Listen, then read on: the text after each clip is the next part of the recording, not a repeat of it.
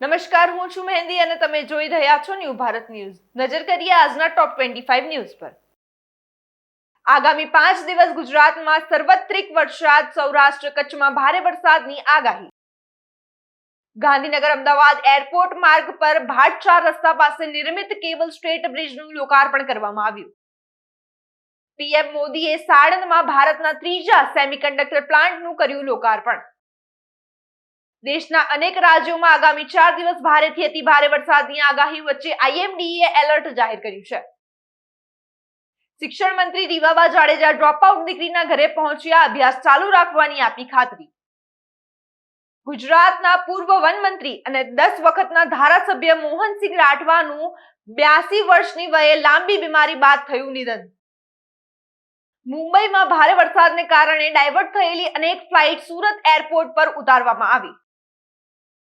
MCX પર સોનું 1,47,365 અને ચાંદી 2,37,499 પર બંધ. પીએમ મોદીએ ગુજરાત પ્રધાનમંડળ સાથે 2 કલાક બેઠક કરી વિકાસના મુદ્દે સૂચનો આપ્યા. મુંબઈમાં ભારે વરસાદ વચ્ચે પાણી ભરાયેલા ટ્રેક પરથી દોડતી Vande Bharat ટ્રેનનો video social media પર વાયરલ થયો.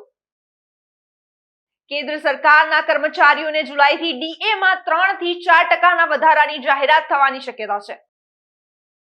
કાલે અયોધ્યામાં રામ મંદિર ટ્રસ્ટની મહત્વપૂર્ણ બેઠક યોજાશે અને નિર્ણયો લેવાશે.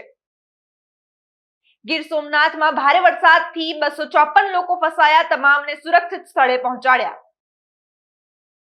જીએસઆરટીસીમાં ડ્રાઈવર કંડક્ટર ભરતી માટે અરજી કરવાની આજે છેલ્લી તક છે. રાયપુર રેલવે સ્ટેશનમાં વરસાદી પાણી ભરાતા રાજકીય આરોપ પ્રત્યારોપ તેજ બન્યા છે.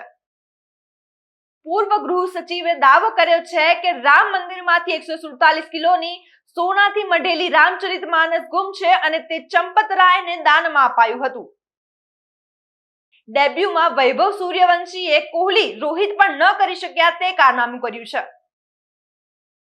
ડોનાલ્ડ ટ્રમ્પે ખામેનીની અંતિમ વિધિ દરમિયાન ઈરાનના નેતાઓને એક જ હુમલામાં ખતમ કરી શકાય તેમ હોવાનો દાવો કર્યો.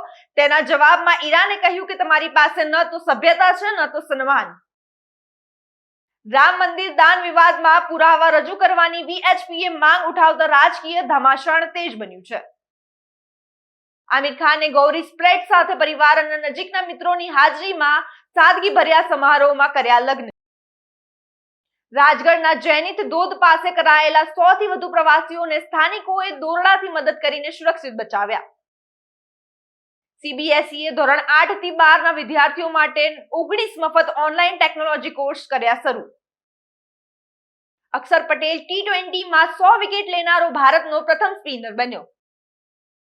અમરેલીમાં ઘાતરવાડી ડેમ 2 છલકાયા, 6 દરવાજા ખોલાતા નીચાણવાળા ગામોને એલર્ટ અપાયું છે. રામ મંદિરમાં દાન ગણતરી માટે હવે પોકેટ વિનાની ડ્રેસ કોડ ફરજિયાત કરાયો છે.